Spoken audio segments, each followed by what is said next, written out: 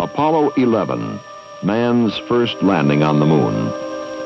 There was no objective more important to science than the collection and return of samples from the lunar surface. For never before had we the opportunity to examine extraterrestrial material from a positively known location and context. Fortunately, at the site of the landing, in the southwestern part of the Sea of Tranquility, there was a considerable variety of lunar material, much of it debris from nearby impact craters. First, contingency samples were chosen and collected rapidly. Later, as operations continued smoothly, samples were chosen and collected more deliberately. Within 5 days after the samples were picked up from the lunar surface, where they had lain for millions of years, they were delivered to the Lunar Receiving Laboratory at the Manned Spacecraft Center, Houston, Texas. The importance of the event was underscored by the presence of top NASA officials. The containers were opened inside special vacuum chambers and nitrogen-filled cabinets where decontamination took place. Samples were examined, described, photographed, and weighed. They were then prepared for preliminary physical and chemical analysis. Meanwhile, a number of Earth organisms were exposed to lunar material to assure that there were no pathological hazards. Among the organisms were plants, such as conifer seedlings, and tobacco tissue cultures, invertebrate animals such as insects, shrimp, and the almost microscopic paramecia, and vertebrate animals such as the Japanese quail, and germ-free mice. In an intensive series of biological tests over a number of weeks, there were no indications of pathological effects among any of the organisms. As preliminary investigations continued under the direction of scientists from academic institutions and government agencies, it became apparent that 4 general types of lunar materials had been collected. There was the lunar soil itself, composed of a variety of glasses mixed with crystal and angular rock fragments. There were fine-grained crystalline volcanic rocks, characterized by minerals whose crystalline faces reflected in light, and by bubbles, or vesicles, which formed when the rocks were molten. There were somewhat coarser-grained volcanic rocks, marked by irregular cavities or vugs, which formed when the rocks were partly molten. Common to both types of volcanic rocks were the whitish mineral, which is known as plagioclase feldspar, the darker one, which is clinopyroxene, and the blackish one, which is ilmenite, or an iron titanium oxide.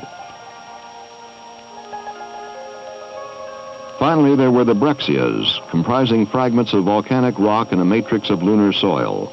These were formed by impact hardening. Like all the rocks, the breccias are pockmarked by pits formed by the impact of particles traveling at high velocity.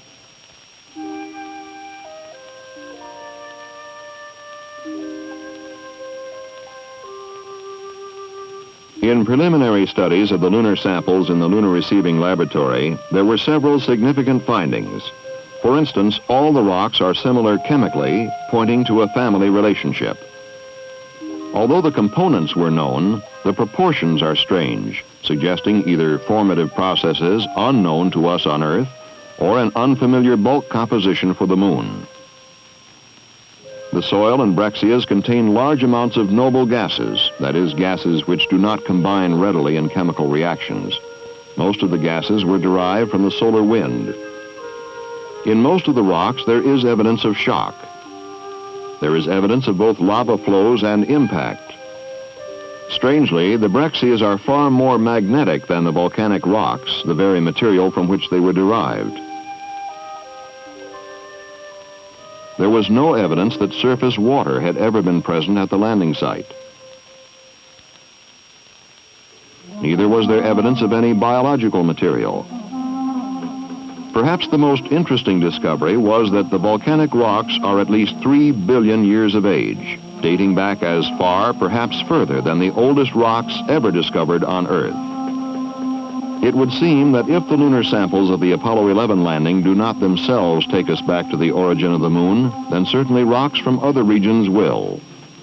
While the preliminary investigations produced new discoveries, they also led to a more intelligent distribution of the lunar material to the international team of 142 scientists who will conduct detailed investigations. Among those present when the first samples were distributed were Dr. Daniel Anderson, Lunar Receiving Laboratory Curator, Manned Spacecraft Center, and Dr. Paul Gast, Columbia University, Dr. Stuart Agrell, Cambridge University in England, Dr. Kurt Frederickson, Smithsonian Institution, Dr. Dieter Heyman, Rice University. These scientists are studying in detail such things as formative processes, physical properties, bulk chemistry, and the relative abundances of elements in primordial matter. Even as their work proceeded through the initial stages, Apollo 12 returned more lunar rocks to Earth. The 12 samples, while handled in much the same way as the 11 samples, received much more detailed photographic coverage and analysis.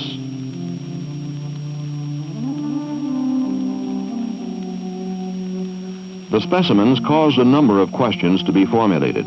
For instance, why are some rocks coated with glass where they lay exposed above the lunar surface? How long have they lain there, before coating and after coating, to have had their glass surfaces peppered and shattered by micrometeoroid-type impacts? What processes have formed the rocks? What relationship do the processes that formed this tiny spherule of lunar dust bear to the processes that form the moon and the solar system? What is the structure and evolution of the lunar surface? Are we looking at a continually evolving surface or a primitive terrain coated with dust? How does this compare with the history of Earth? As we examine the surface of the Earth, we can read the events of the last million years with relative clarity of detail. As we move further back in time, the detail blurs until the signs before about 3.5 billion years ago are totally obliterated.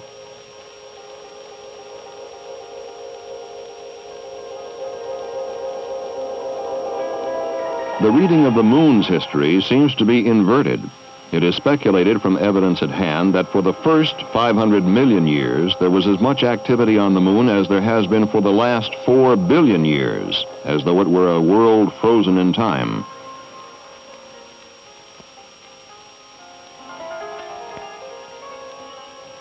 Generally, the rocks collected by the Apollo 12 crew at Oceanus Procelorum are somewhat younger than those collected by Apollo 11 at the Sea of Tranquility, about 3.3 billion years versus about 3.6 billion. Then there is Rock 13, age dated at about 4.6 billion years. Its origins perhaps dating back to the formation of the solar system.